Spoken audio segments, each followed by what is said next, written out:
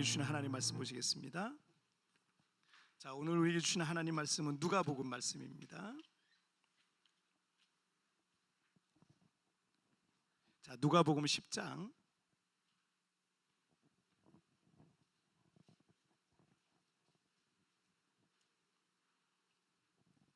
자, 누가복음 10장 38절부터 42절까지의 말씀.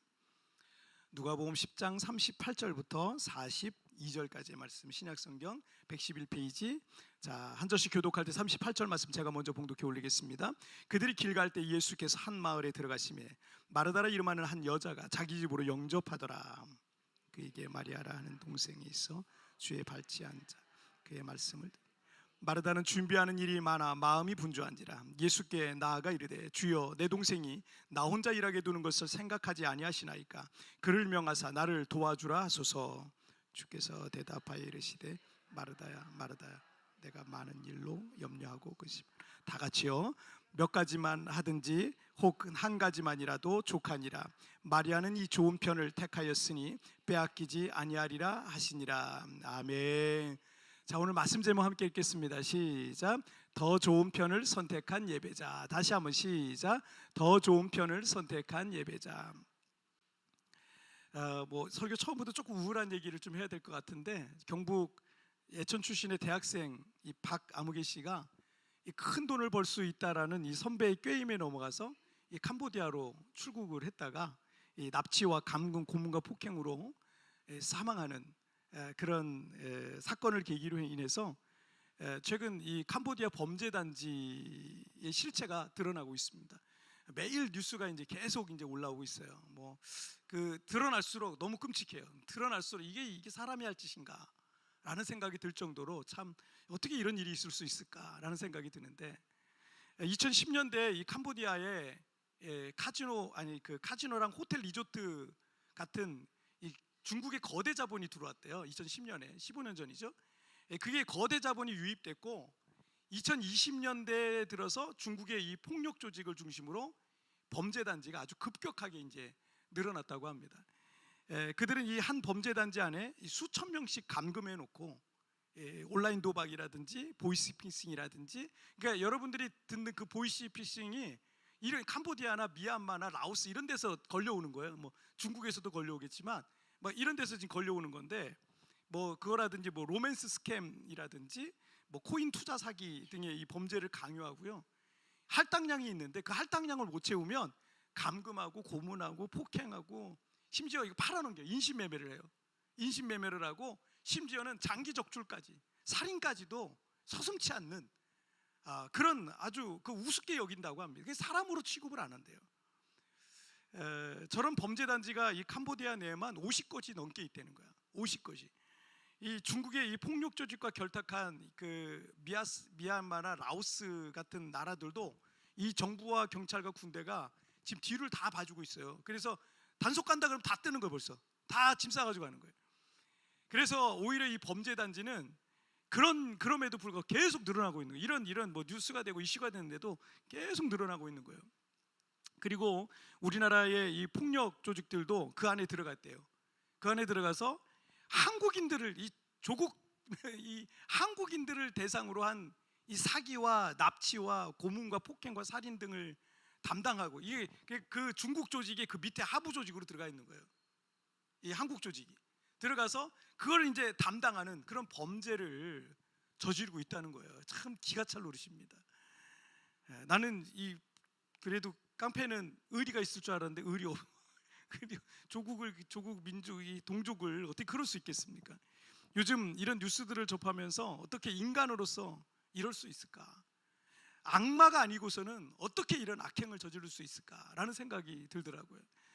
큰 돈을 벌겠다고 남의 집 귀한 아들, 귀한 딸을 납치하고 감금하고 폭행하고 인신매매와 장기 적출과 살인, 이건 정말 인간으로서 절대 할 수 없는 극악무도한 범죄라고 할 수 있습니다.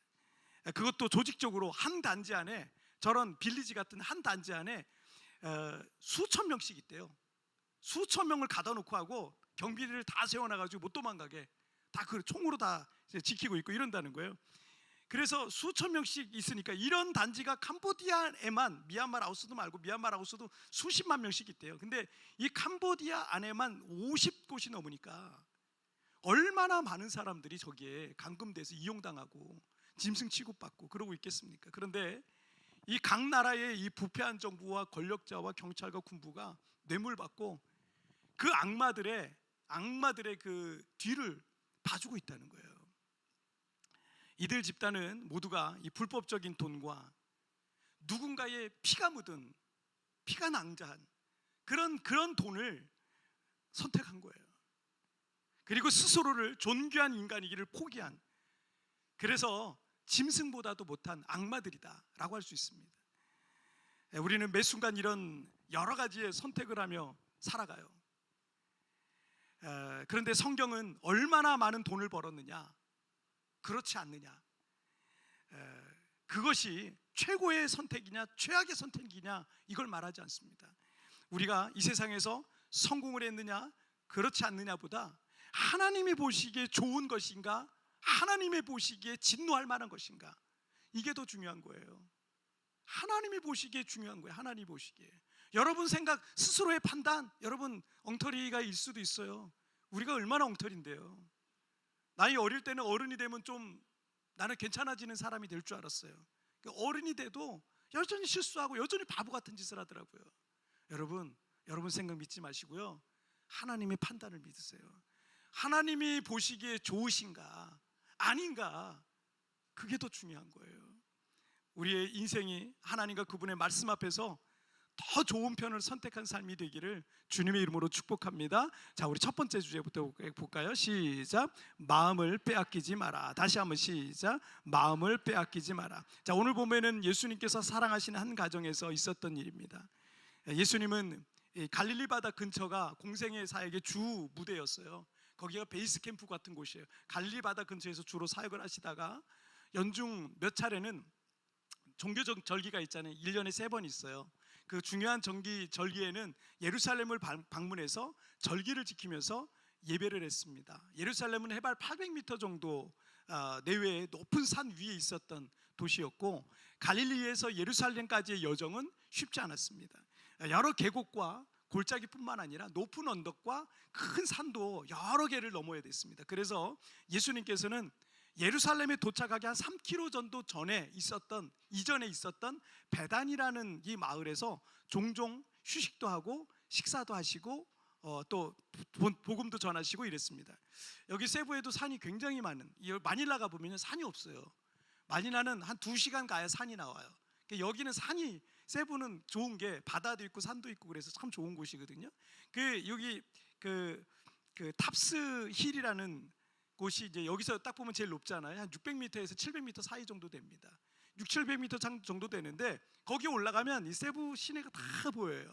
근데 이쪽으로 돌면 산, 이쪽으로 돌면 산, 한 3년은 다 또 산으로 돼 있어요. 이쪽은 바다지만 나머지는 다 산으로 돼 있는데 산이 그냥 하나만 딱 있는 게 아니에요. 산이 있고 또 산이 있고 또 산이 있고. 우리 자전거 타는 집사님들은 아시죠? 이게 올라갔다 딱 내려갔다가 또 이게 계속 골짜기 올라갔다 내려갔다 이게 계속 반복이 되는데 산들로 다 이렇게 둘러싸여 있습니다.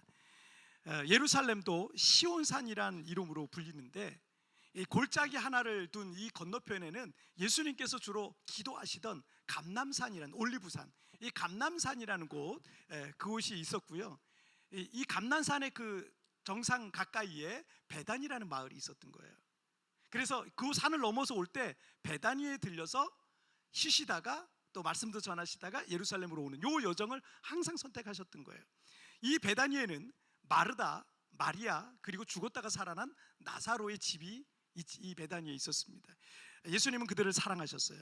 그 성도들은 늘 예수님을 영접하고 극진히 섬기는 아주 귀한 헌신된 그런 가정이었습니다. 그날도 언니인 마르다가 예수님과 제자들을 집으로 초대해서 식사를 대접하게 된 겁니다. 자, 39절 말씀 보실게요. 시작.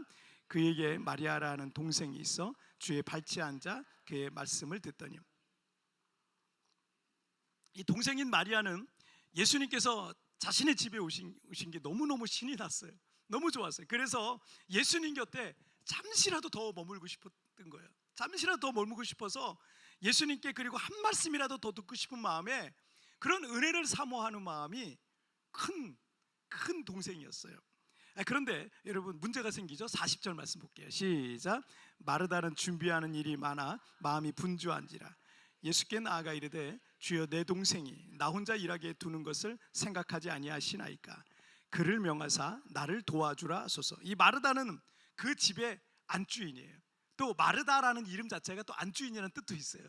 이 마르다는 그 집의 안주인이었고 예수님과 제자들을 초청한 호스트였기 때문에 책임이 컸어요. 언니고 우리 여자 집사님들도 집에 손님 한두 명만 온다 그래도 얼마나 분주합니까? 청소도 해야지. 그리고 또 예쁜 뭐 장식도 하나 없었던 게 갑자기 나타나지 막 장식도 나오지. 음식도 해야지. 정신이 없어요. 한두 명만 와도 그래. 한두 명만 와도. 그런데 마르다 입장에서는 지금 10여 명이 갑자기 온 거예요. 10여 명이. 뭐 내가 들릴 게 이것도 아니. 우리 요즘처럼 전화가 있어가지고 언제 며칠 맨날 며칠 올게 이것도 아니잖아요. 갑자기 예수님이 오신 거예요. 오셔가지고 근데 제자들이 12명이잖아요 10여 명이 우르르 남자 10여 명이 몰려온 거예요. 그래서 마르다 입장에서는 지금 너무 이게 당황스러운 상황이기도 하고 근데 자기가 초청을 했잖아요. 초청을 해서 그 남자 한 10명이 다 와가지고 우르르 몰려와가지고 그 다이닝룸에 딱 앉아 있습니다. 식사를 기다리고 있어요. 근데 그 중에 또 예수님, 자기가 너무너무 좋아하는 그 예수님께서 계시니까 이 손님 대접은 그냥 손님 대접과 달라. 잘 대접해야 돼. 잘해드려야 돼. 뭐 더 부담스럽고 더 잘해드려야 돼. 뭐 땀이 삐질삐질 나고 아마 그랬을 거예요. 자, 이 구절에서 분주한지라는 말이 있잖아요. 분주한지라는 말은 페리에스파토라는 헬라어를 쓰고 있는데 사방에서 끌어다니는 거예요. 이 사람을 그냥 사방에서 막 여러분 사지에서 네 군데서 막 끌어다닌다고 생각해보세요. 얼마나 힘들겠어요. 지금 근데 사방에서 끌어당기다라는 뜻이에요. 호스트로서 예수님과 제자들도 맞아야지. 또 음식도 준비해야지. 막 종들도 부려야 되지. 뭐 여러 가지 있었겠죠. 이렇게 바쁜데 동생인 마리아는 예수님의 발 앞에 딱 앉아가지고 맑은 미소를 띠면서 예수님만 바라보고 있는 거예요. 예수님 무슨 말씀을 자꾸 하시고 있는데 그게 너무나 싫은 거야. 예수님이 막 웃으면서 마리아에게 마리아 잘 지냈니? 이러면서 말씀하시고 또 무슨 성경 말씀도 가르쳐 주시고 막 이러면서 깔깔고 웃음소리도 막 들리고 그러는데 막 땀 흘리면서 일하던 마르다는 그게 너무 막 싫었던 거예요. 왜 나만 이렇게 일해야 돼? 이런 갑자기 그런 감정이 폭발했습니다. 그래서 예수님께 예수님 마리아한테 너도 언니 일 좀 도와줘라 라고 이렇게 말 좀 해주세요. 이렇게 한 거예요. 그리고 예수님한테도 불만스러웠던 거죠. 왜 그런 말씀 안 하시나? 예수님이 왜 그런 말씀 안 하시나? 자, 그런데 41절 말씀 보실게요. 시작. 주께서 대답하여 이르시되 마르다야 마르다야 내가 많은 일로 염려하고 근심하나. 자, 우리가 볼 때에도 마르다 입장이 충분히 이해되는 상황이죠. 만약 마르다의 요청과 같이 예수님께서 마리아에게 한마디 말씀만 해주시잖아요. 그러면 지금 이 갈등 상황은 끝나고 예수님도 식사도 더 빨리 하실 수 있어요. 하지만 예수님께서는 마르다야 마르다야 내가 많은 일로 염려하고 근심하나 라고 이렇게 말씀하고 있어요. 여기서 염려하고라는 말의 헬라어는 메림나스라는 단어를 쓰고 있는데 과도한 욕구로 인해서 어지럽고 분열된 그 심적 상태, 그 상태를 말합니다. 이 40절에 이 마르다의 상태 분주한지라 사방에서 끌어당기고 41절에 염려하고 마음 과도한 뭐 잘해보고 싶은 그런 어떤 과도한 욕구로 인해서 어지럽게 분열된 심적 상태, 이걸 두 가지를 다 표현하고 있죠. 그러니까 마르다는 이것도 잘하고 싶고 저것도 잘하고 싶고 여기에도 욕심이 나고 저기에도 욕심이 나는 예수님도 잘 맞고 싶고 예수님 앞에도 가고 싶고 음식도 잘해주고 싶고 정말 이 잔치 정말 좋았다, 너무너무 맛있었다, 막 이런 얘기를 다 듣고 싶은 거예요. 그래서 정신없이 마르다, 이 마리아는 그렇게 마르다 입장에서 보면 너무 철없어 보일 수도 있을 겁니다. 사실 공부든 일이든 그것에 대한 욕심이 있는 사람이 뭐든 잘할 수 있어요. 사실은 그래요. 그리고 어떤 성과도 이룹니다. 공부에 욕심 없는 애가 공부 잘하는 거 봤어요? 일에 욕심 없는 사람이 일에 성공하는 거 봤어요? 그런 일은 없어요. 그런 일은 없어요. 이런 사람들은 모든 일이 맡겨지면, 어떤 일이 진행되면 밤을 새서라도 최선을 다해서 해냅니다. 그 다음날 멀쩡한 모습으로 또 그 자리에 있어요. 분명 밤샜는데 멀쩡한 모습으로 그 자리에 있는 거예요. 세상적으로 볼 때도 약간은 완벽주의 성향을 갖고 있는 사람들이 성공할 확률이 높아요. 놀 거 다 놀고 하고 싶은 거 다 하고 그러면서 공부도 잘하고 일도 잘하고 사업 잘하기를 바라는 사람은 헛된 꿈이야. 헛된 꿈. 그럴 일은 없습니다. 왜 우리 김하연 집사님의 동생 아들한테 손을 그래야 공부를 또 잘하는 이거예요. 지금 힘들어요. 지금 아침 일찍 일어나가지고 일찍 일어나서 와서 힘들어요. 자, 전도서 1장 18절 말씀 한번 볼게요. 시작. 지혜가 많으면 본뇌도 많으니 지식을 더하는 자는 근심을 더하느니라. 지혜와 지식을 더할수록 아는 게 많아질수록 걱정도 많아지고 번뇌도 많아지고 근심도 많아진다는 거예요. 우리나라가 세계 행복지수 58이더라고요. 58위. 이렇게 부자 나라가, 이렇게 잘 사는 나라가 뭐 무역 10대 강국이라 그러고 뭐 강대국 순위 6이라 그러고 막 이런 얘기를 하는데 행복지수는요 58인가 그래요. 한참 밑에요. 안 행복한 거예요, 우리나라 사람들이. 여러분 한국에서 안 행복하셔서 세부 오셨잖아요. 행복해 보시려고 몇 년 지나면 한국에서 하는 것처럼 똑같이 하고 있어요 지금.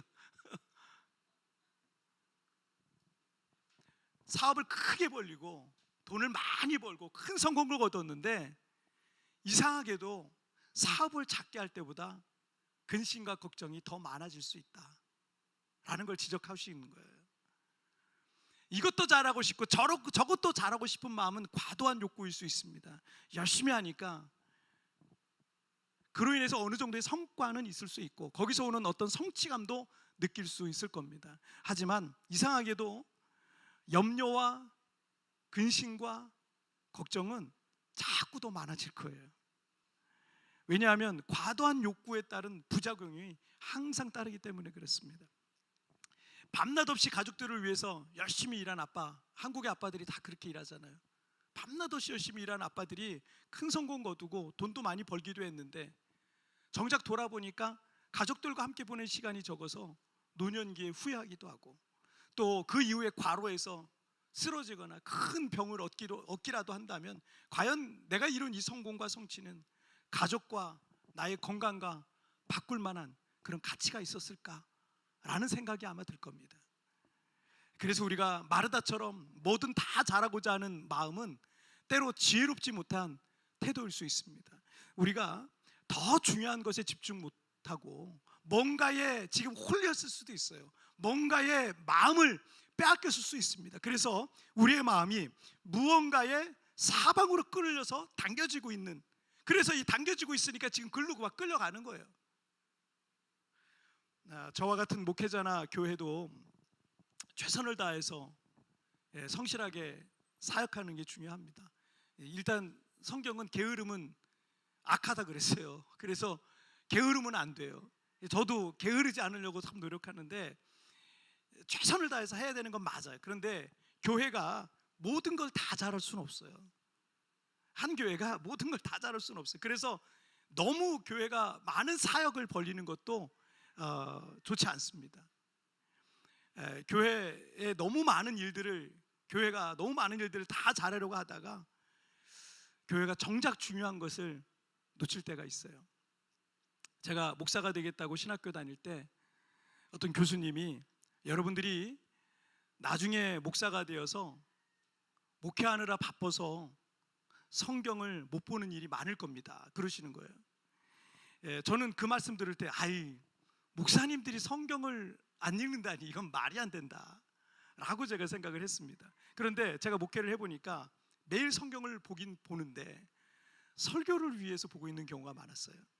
그러니까 일을 위해서, 설교를 위해서 성경을 보고 있는 제 모습을 발견하고선 그 교수님의 말씀이 틀린 말씀이 아니라는 걸 깨달았어요. 주님께서는 내가 목사가 되지 않았을 때 성경 보면서 은혜 받고 눈물 흘리고 믿음의 결단을 하고 하나님께 감사하고 찬양하고 그 시절이 얼마나 그리우셨을까 라는 생각이 들었어요. 하나님께서는 그러실 것 같아요. 내가 김 목사를 교회에 뺏겼구나, 내가 김 목사를 일에 뺏겼구나, 사역에 뺏겼구나, 이렇게 생각하실 것 같아요.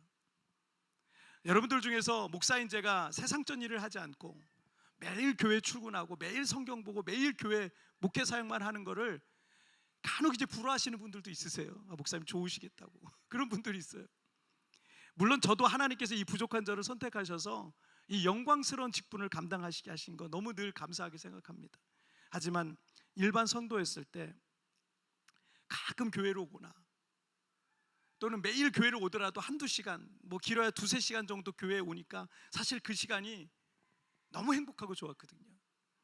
하던 일들 다 내려놓고 교회를 향해서 발걸음을 돌리면 그것 자체만으로도 너무 행복했어요.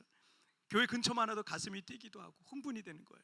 그리고 교회 문을 열고 들어와서 예배당에 앉으면 주님이 푹 안아주시는 그 안아주심이 느껴져가지고 그냥 앉자마자 눈에서 눈물이 막 흘러내리는 거예요.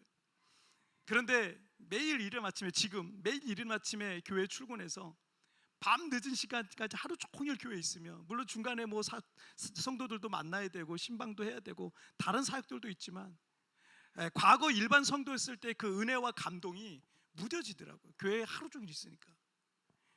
그래서 영적으로 그 무덤덤하고 무뎌지는 이 나의 마음과 신앙이 그렇게 무뎌지지 않도록 얼마나 치열하게 영적으로 제가 싸워야 되는지 몰라요. 또 목사로서 사역을 해야 되지만 영적 그 순수함을 잃지 않으려고 저 자신이 이제 또 몸부림치기도 해야 됩니다. 그래서 우리 교회에서 40일 기도를 1차, 2차, 3차 계속 하고 있는 이유도 그것 때문에 그래요. 그것 때문에 이것이 어떤 행사나 어떤 사역적인 것이 되지 않기 위해서 지금 우리가 또 진행하는 이 40일 기도는 하나님께서 찾으시는 예배자라는 이 주제를 가지고 저와 온 성도가 매일 예배에 집중하고 있습니다. 여러분, 매일 예배를 드리는데 얼마나 행복한지 몰라요. 너무너무 좀 보통 이런 40일 특별 기도회 같은 걸 시작하면 기도 제목부터 떠올리잖아요. 우리도 기도 제목, 그래서 이번 40일 기도회 때는 우리 가정에 이런 기도 제목 꼭 응답받았으면 좋겠다 하고 작정하면서 기도하는 분들도 계세요. 물론 때론 그런 기도 제목을 놓고도 기도하지만 이번 40일은 그런 거 생각하지 않았으면 좋겠다. 그런 거 생각하지 말고 오직 우리 하나님께 40일간 찬양하고 경배만 올려드리자, 이런 생각을 했습니다. 그러니 여러분, 우리가 매일 저녁에 지금 하고 있는데 너무 행복한 거예요. 우리 성도들 너무 행복한 거예요. 너무 감사한 거예요. 다른 것에 마음 뺏기지 말고 하나님만 바라보고 그 앞에 엎드리자는 거예요. 여러분, 혹 우리가 살아가다 보면 우리의 마음을 빼앗는 것들이 있어요. 하나님께 향한 그 마음을 빼앗는 게 있어요. 다른 것에 더 집중하게 만드는 것들이 있어요. 그게 뭔지 여러분 한번 생각해 보셨으면 좋겠습니다. 자, 우리 두 번째 주제 보실까요? 시작. 더 좋은 편을 선택하라. 다시 한번 시작. 제가 성도의 가정에 신방을 가기 전에 꼭 하나님께 이제 기도하고 저를 통해 그 성도의 가정에 전하실 말씀을 받아서 갑니다. 그리고 그 말씀을 묵상하고 왜 하나님께서 이 가정에 이 말씀을 주셨는지 그걸 깨닫게 해달라고, 저희를 깨닫게 해주시고 우리 성도에게도 깨닫게 해달라고 기도하고, 우리 성도님의 가정도 그 말씀 붙들고 믿음으로 다시 일어나게 해달라고, 다시 용기를 얻고 하나님 더 사랑하게 해달라고 제가 그렇게 기도를 하고 가요. 그렇게 영적인 준비를 잔뜩 하고 이제 신방을 갑니다. 근데 보통 우리 성도님들이 크게 환영해 주시고 극진하게 이제 대접해 주시는데 집안도 깨끗하게 청소되어 있고 신방 받기 위해서 따뜻한 차도 벌써 다 나와 있고 뭐 다가도 준비되어 있고, 어떤 가정은 맛있는 음식들 준비하느라 반나절에서 하루 종일 이 신방 때문에 신경 쓰여가지고 그렇게 하루 종일 음식 준비하는 가정도 있더라고요. 그래서 제가 이제 신방 예배를 이제 앉아가고 시작하려고 그러는데 우리 집사님이, 목사님 잠깐만요, 음식이 좀 덜 됐어요. 그러면서 주방으로 막 들어가세요. 주방으로 들어가시면 막 주방에서 달그락거리는 소리, 거실과 주방을 오고 가며 막 정신없이 또 뭐 과일도 갖다 주고 차도 갖다 주고 막 우리 집사님 정신 없는 거예요. 저는 근데 그때 저는 이제 신방 가가지고 어딜 돌아다니지랑 집사님 집중 구경해요 막 들춰보고 이런 거 절대 안 하거든요. 그냥 거기 딱 거실에만 딱 앉아 있다가 그냥 바로 와요. 뭐 뒤에서 그냥 거실만 이렇게 보고 오는데 또 실례될까봐 문 열었는데 막 쏟아질까봐 그래서 그냥 딱 거기만 딱 있습니다. 딱 있고 그러고 있는데 이게 집사님 왔다 갔다 하는데 나는 오늘 주님께서 전하라는 이 말씀을 지금 전하고 가야 되는데 예배는 이제 언제 드려야 되나 막 정신이 없는 거예요 집사님이. 제가 좀 기다리다가 집사님 그냥 적당히 하셔도 돼요. 저 다 잘 먹습니다. 그냥 일단 오셔서 예배 드려요. 제가 막 중간에 이렇게 재촉할 때가 있어요.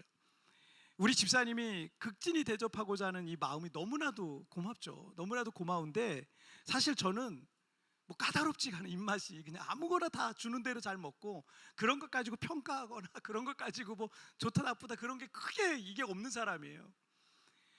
저에게는 우리 집사님 가정에서 그 하나님 말씀 잘 전달하는 게 이게 저에게는 가장 큰 미션. 저 그 미션 가지고 왔는데 이거 미션 하고 가야 되잖아요. 근데 나 아직 숙제를 못한 거예요. 집사님은 음식 다 했으니까 숙제했지만 나는 아직 못한 거예요. 그래서 이게 가장 저에겐 중요한 일입니다. 오늘 본문의 말씀을 보면 우리 집사님이 그 마르다 같은 거죠. 마르다 같은 거. 자, 42절 말씀을 메시지 성경으로 한번 읽어볼까요? 시작. 마르다야, 사랑하는 마르다야, 내가 지나치게 염려하여 아무것도 아닌 일로 흥분하고 있구나. 마리아는 가장 중요한 한 가지를 선택했다. 그러니 마리아는 그것을 빼앗기지 않을 것이다. 우리 감정이 조절이 안 되고 화가 나는 이유 중에 하나는 내 생각대로 내 계획대로 안 되기 때문에 그래요. 잘 안 되는 이유는 그 많은 것을 내 힘으로 다 감당할 수 없기 때문에 그렇습니다. 자, 그런 경우 이것저것 다 하려고 하기보다는 내가 할 수 있는 한 가지만이라도 잘 해내는 게 더 낫습니다. 그러면 이것저것 다 할 수 없으니까 그 중에 한 가지를 한다면 여러분 어떤 것을 선택하시겠습니까?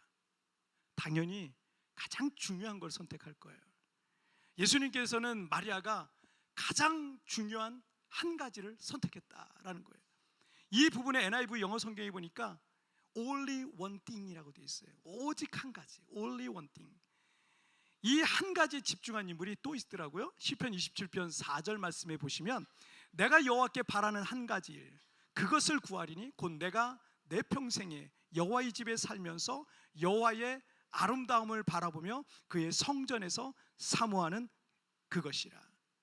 이 시편은 다윗의 시입니다. 그는 왕이었고 그는 온 이스라엘을 통치해야 했습니다. 때로는 장병들과 함께 전쟁터에 나가서 나라를 지키기 위해서 목숨을 걸고 싸우기도 했습니다.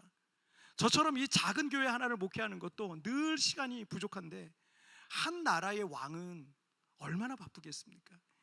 하지만 그가 늘 바라는 한 가지 원띵은요, 내 평생에 여호와의 집에 살면서 여호와의 아름다움을 보며 그의 성전에서 사모하는 그것이라 라고 했습니다.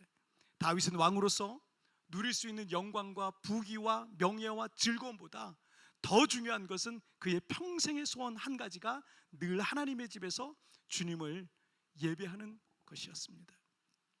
한 2년 전에 우리 아들이 아빠 아가파오 찬양팀의 보컬이 TV에 나와요 그러는 거예요. 그러면서 싱어게인 3이라고 하는 가수 경연 프로그램을 보여줬습니다. 아가파오 찬양팀의 영상을 보면 그 예배자들이 울면서 정말 열정적으로 진심으로 찬양하는 모습을 보면 그냥 그거 보는 것으로 은혜가 되더라고요. 이 경연 프로그램에서는 27호 가수로 소개되었습니다. 이 경연에서 이 탑 10까지 올라갔다고 합니다. 어떤 크리스찬 콘텐츠에서 이 자매님을 인터뷰한 내용을 보니까 어릴 때부터 가수가 꿈인 이 소녀가 미국 버클리 음대까지 나온 거기를 졸업한 수재였더라고요. 그런데 인터뷰 중에 그런 내용이 있어요. 그런데 가수가 되기 전에 예배자의 정체성을 너무 확실하게 받아서 지금 돌이켜보면 너무 감사하다. 하나님께서 나를 예배자로 부르셨구나. 예배자의 정체성 위에 모든 게 세워지게 되었다. 그런데 이 인터뷰에서 이 롤모델을 물어봤거든요. 그랬더니 시편 27편에 다윗 같은 예배자로 끝까지 가고 싶다 그러더라고요. 그래서 자기는 27호 가수인 게 시편 27편의 원띵하고 맞아서 너무 감사하다. 그래서 그 말씀이 나의 말씀이다 이렇게 얘기를 하더라고요. 이 가수는 유명한 가수가 되고 싶은 마음도 또 유명한 연예인이 되고 싶은 마음도 있지만 그 무엇도 예배보다는 앞설 수 없다라고 고백합니다. 이 무명 가수의 원띵은요, 유명 연예인도 유명 가수도 아닌 예배자였습니다. 그녀의 더 좋은 편은 다윗 같은 예배자였던 것입니다. 돈도 명예도 성공도 아니라 하나님 앞에 선 예배자였습니다. 자, 여러분 오늘 말씀 정리해 볼게요. 오늘 두 가지 읽겠습니다. 시작. 마음을 빼앗기지 마라. 더 좋은 편을 선택하라. 다시 한번 시작. 마음을 빼앗기지 마라. 더 좋은 편을 선택하라. 여러분 그렇습니다. 우리가 교회 다니고 신앙생활 한다고 하지만 마음을 빼앗길 수 있어요. 뭔가에 내가 홀렸어 지금. 그럴 수 있어요. 여러분 우리가 그 마음을 뺏기면 예배를 잃어버려요. 하나님 앞에 내가 그 순수했던 그 감정과 은혜를 잃어버리기 시작하고 무뎌지기 시작합니다.